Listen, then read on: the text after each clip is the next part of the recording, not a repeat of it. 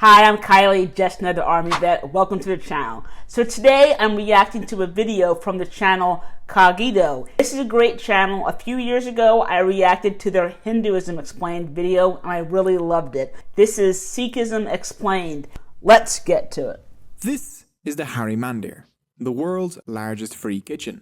It serves free vegetarian food to about 100,000 people every day. Langar. It's also the holiest site in Sikhism, the fifth largest and youngest of the world religions. A religion that preaches about love, peace and the equality of humankind, but also asks its followers to carry swords. So who are the Sikhs?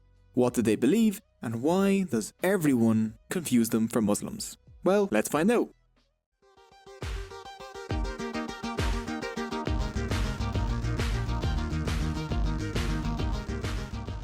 Sikhism originated in the Punjab area of India and Pakistan 500 years ago. The Punjab, the land of 5 rivers, is one of the most historically and culturally dense areas on earth. This was the home of one of the world's earliest civilizations, the Indus Valley Civilization. Persians, Greeks, Central Asians, Mughals, the British and others have all invaded here. Who gets that reference? It's from Harry Potter. Greeks. I want to say Alexander the Great. I believe he actually made it as far as the Indus River, and he did fight against some king in a battle called the Battle of Hydramine or Hydra something. I'm not really sure. If you know, then please drop it in the comments. I meant Mughals. Mughals invaded here. Hinduism, Buddhism, Islam, Jainism and a handful of other faiths have all left their mark on the region. The diverse culture of the Punjab has heavily influenced the Sikhs.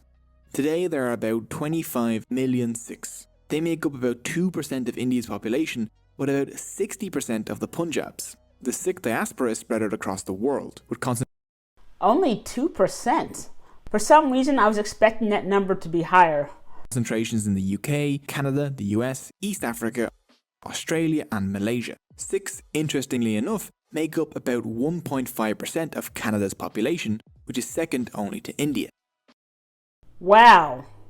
Well, if you guys remember the news from maybe a year ago when that Khalistan leader or terrorist was actually assassinated in Canada, and I think the Canadian government actually blamed India for actually doing that. So the word Sikh means learner. Sikhs call their religion Sikhi, Gursikhi and Gurmat. You can't really understand the Sikhs without understanding their relationship with gurus. The word guru means a teacher or spiritual guide. The guru teaches and the Sikh learns. The Sikhs follow the teachings of 10 succeeding gurus that have shaped Sikhism. The first and most important guru is Guru Nanak, the founder of Sikhism. Born in 1469 CE near what is today Lahore, Pakistan. Nanak was seen as special even as a child. As a baby, he was said to have had the laugh of an adult man.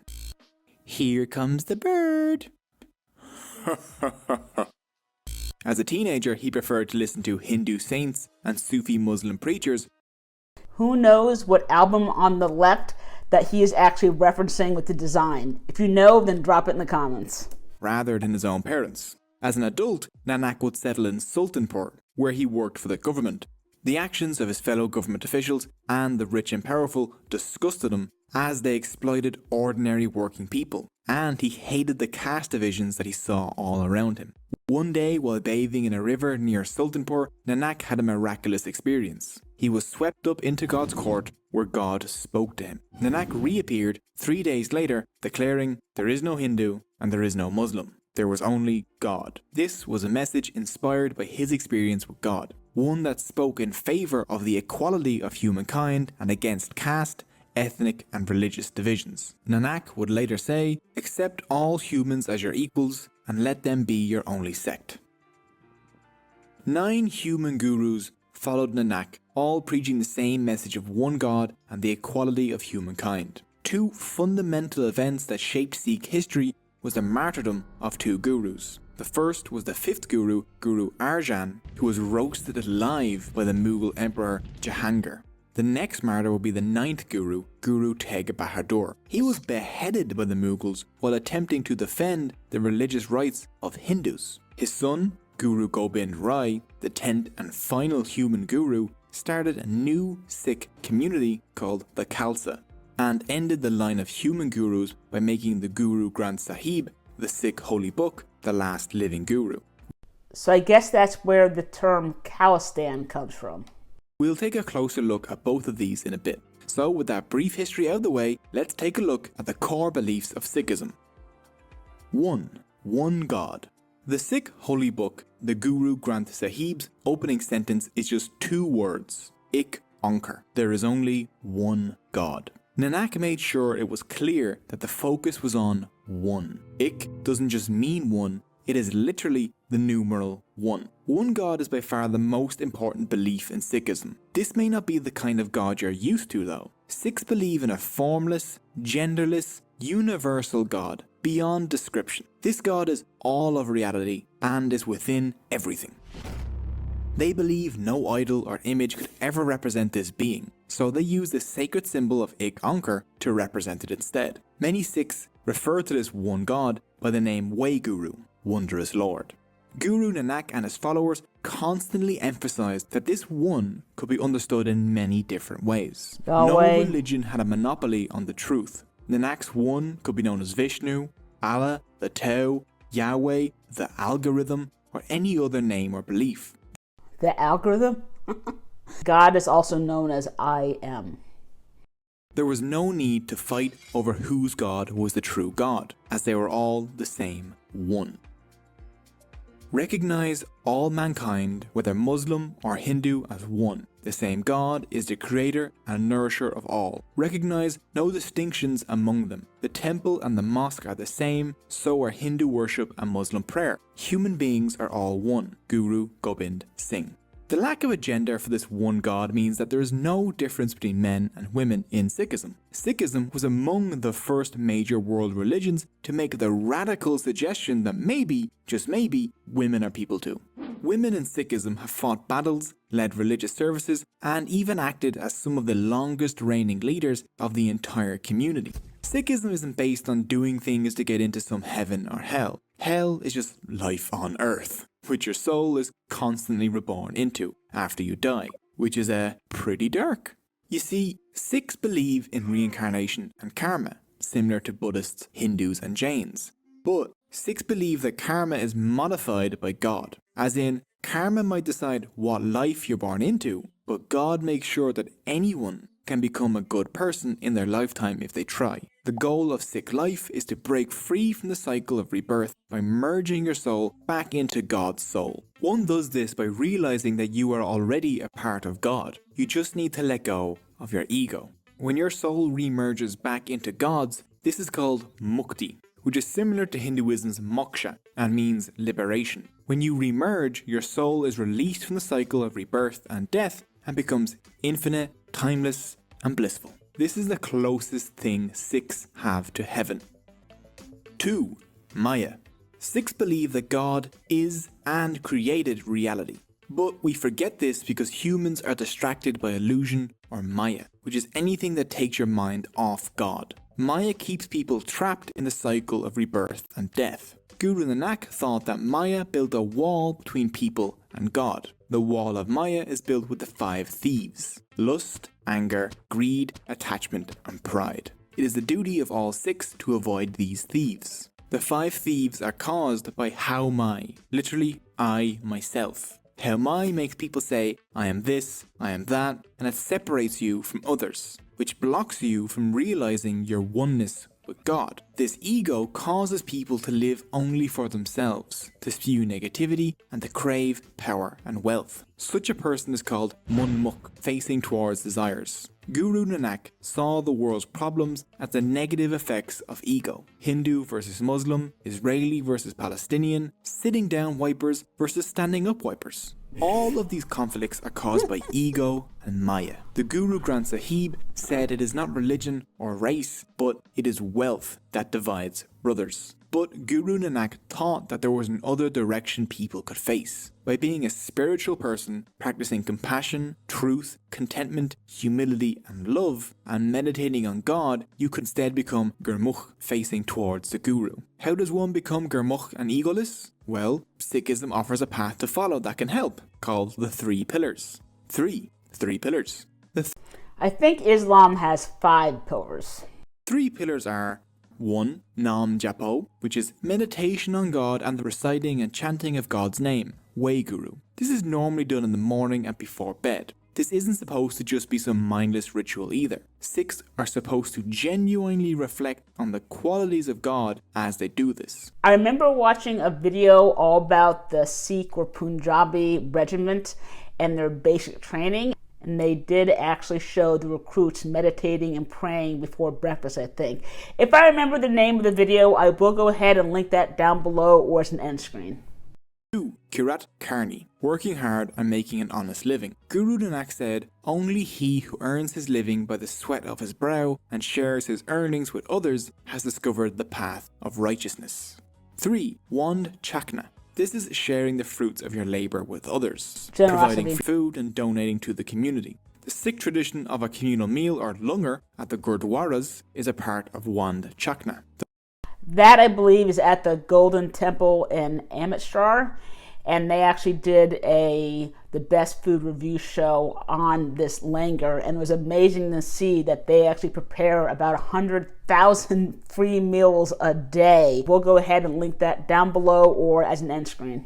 The langar, or communal free kitchen inside of a Sikh Gurdwara, which is their equivalent of a mosque or church, is open to all who visit, regardless of caste, faith or gender. These serve vegetarian food to all, not because Sikhs have to be vegetarian, but simply because that means all people of all diets can partake. So if you want to taste typical Punjabi food, just go visit a Gurdwara. In Guru Nanak's time, the idea of different castes sitting together on the floor and eating side by side was a revolutionary act. Famously, the Mughal Emperor Akbar visited Guru Arjan and the Guru would not meet with him until he partook in a langar, which the emperor did, sitting side by side with peasants. Guru Nanak claimed an enlightened person are those who view everyone equally, like the heir touching the king and beggar alike. Another vital part of Sikhism that isn't one of the 3 pillars is seva, which is selfless service. Through service to their community, Sikhs can become more humble and overcome their ego. Seva can include cleaning up the Gurdwara, preparing food, or cleaning dishes in the langar, or it can include volunteering, building things for your community, or subscribing and ringing the notification bell on educational YouTube channels. Through remembering God's name, honest work and sharing, along with selfless service and avoiding the 5 thieves, a person can rid themselves of egoism and be released from the cycle of rebirth and death.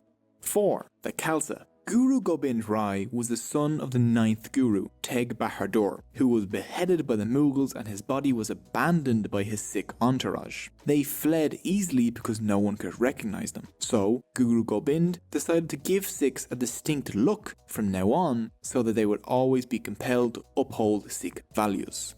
So, in 1699, Guru Gobind brought his Sikhs together at Anandapur. After their morning prayer, he stood in front of a huge crowd and demanded a human sacrifice. The shocked crowd was silent for a while before one Sikh rose up and entered the Guru's tent. The Guru followed him in, and then the Guru comes out with blood on his sword. He demands another sacrifice. Another Sikh offers themselves and enters the tent. Again, only the Guru comes back out of the tent, bloody sword in hand. Again, another sacrifice, and again, and finally, after the 5th sacrifice, the Guru re-emerges with the 5 Sikhs all wearing saffron-coloured robes. The Guru declares that these are the Panj Pyarang, the 5 beloved ones. They would form the centre of a new Sikh community called the Khalsa. He offered them Amrit, a bowl of sweetened water, and all 5 who belonged to different caste groups drank the Amrit from the same bowl, which would have been a huge deal back then. This signified they had joined a new casteless family, the Khalsa. Each of these volunteers had to leave behind their old surnames or caste names and adopt the same surname, Singh, which comes from the Sanskrit word Simba, lion, meaning lion. I know, right? It has no relation to the Bantu word Simba, which also means lion. It's just a weird coincidence, which is... The Lion King is a big movie in the US. It's a classic Disney movie. Is it big in India also? Great. The Guru then begged the 5 beloved ones to let him join their Khalsa. They offered him the Amrit, and the Guru became Guru Gobind Singh. Women were admitted to the Khalsa the same way as men. After drinking the Amrit, they received the surname Kaur, meaning princess. The Khalsa gave the Sikhs a new, unified identity, tied together as one family, with one name, without caste, with the goal of defending the weak and promoting justice. Today, many Sikhs still undergo the Amrit ceremony and take the surnames Singh and Kaur. The Khalsa were also given new rules to follow, which included the wearing of the Panj Kakar, or the 5 Ks. The first was Kes, which is uncut hair to represent discipline. The second was Karga, a small comb in the hair. The third was a kirpan, a sword to uphold justice and protect the weak, which is nowadays usually a small sword. It is importantly not an offensive weapon, and the Sikh Code of Conduct claims it can only be used to destroy tyrants and oppressors. It must not be used for anything else. The fourth is Kakahira, kind of loose-fitting boxer shorts to represent sexual restraint. And the fifth is Kara, a steel bracelet. Its circular shape represents the infinity of God. Interestingly, the turban is not one of the 5 Ks. Instead, it's worn to cover the Sikhs' long, uncut hair, the kes. Turbans have become essential to Sikh identity and hold very special significance to them. Chances are, if you see someone wearing a turban, the vast majority of the time, that person will be a Sikh, not a Muslim. 5. The Guru Granth Sahib. The Guru Granth Sahib is the holy book of the Sikhs. It contains the teachings of the Gurus and acts as a spiritual guide for Sikhs around the world. It is probably one of the only holy books that contains not only the writings of the religion's founders written by themselves rather than after their death, but also the writing of people from other religions. The writings of Muslims and Hindus can be found throughout, along with references to Judaism, Buddhism, and Christianity. I would be curious to know what kind of references, actually. Before his death in 1708, the 10th Guru, Guru Gobind Singh, ended the line of human gurus by bestowing guruship on the Adi Granth, turning it into the Guru Granth Sahib, making it similar to both the Bible and Quran and a living prophet at the same time. To break down the name, the word Guru means Guru, Granth means book, and Sahib means Lord. Since that moment, the Guru Granth Sahib has been revered as the current living Guru. It is treated with extreme respect and care. Oddly enough, so the holy book is considered to be the current living Guru. Did I hear that correctly? And if that is true, does that mean that there will never be another human Guru? Oddly enough, the Granth is not only read, but sung. It's made up of thousands of hymns. Sikhs don't have mass or service, but a kirtan, meaning communal singing. Normally, these are set to classical Indian music. 6. The Gurdwara. Sikhs gather at Gurdwaras, a word meaning doorway to the Guru. A Gurdwara is only a Gurdwara because it has a copy of the Guru Granth Sahib in it. Men and women of all castes and social standing gather there to join in prayer, singing and eating. This is where you'll find the langar. Anyone can visit a Gurdwara and partake in the service and meal. You only need to follow basic etiquette. Cover your head, remove your shoes, wash your hands as you enter, and do your best not to bring any drugs or tobacco inside. The most important Gurdwara in the world is the Hari Mandir, or Golden Temple, in Amritsar, India. In 1604, Guru Arjan completed work on the Golden Temple and had the Guru Granth Sahib installed inside it. As a gesture of religious tolerance, Guru Arjan invited the Muslim Mian Mir to lay the foundation stone of the Golden Temple. The temple has 4 doors opening on all 4 sides, to show the openness to all cultures and peoples. Does every Gurdwara actually have 4 doors like that? But on the inside, only 1 door leads to the inner sanctum, indicating that all paths and beliefs eventually lead to the one God. The Golden Temple is the most visited place in the world, with around 6 million visitors each year. The langar at the Golden Temple serves a free meal to about 100,000 people each day, making it the world's largest free serving kitchen, all run and staffed by volunteers. And the waiting list to volunteer in the Golden Temple has hundreds of thousands of names on it. So those are the basics of Sikhism. It isn't even close to covering everything. I probably only covered about 1%. One video simply can't cover everything. Religions are too diverse, too deep, and mean too many different things to different people. But learning even the basics of anything that millions of people deeply care about gives you an insight into our fellow humans' worldview, and I hope you enjoyed it. So, really good video. I think Cogito did an excellent job presenting the basics of Sikhism. I wish more religions could also take on peace, love, community, service, and generosity. It makes so much sense, yet some religions are exactly the opposite of it. And I think that's one of the reasons why we just can't seem to find peace in the world. But thank you guys so much for watching. If you do want to watch my reaction to the Hinduism video, then here you go. This will be Kasari, and down below I have some more videos you might like.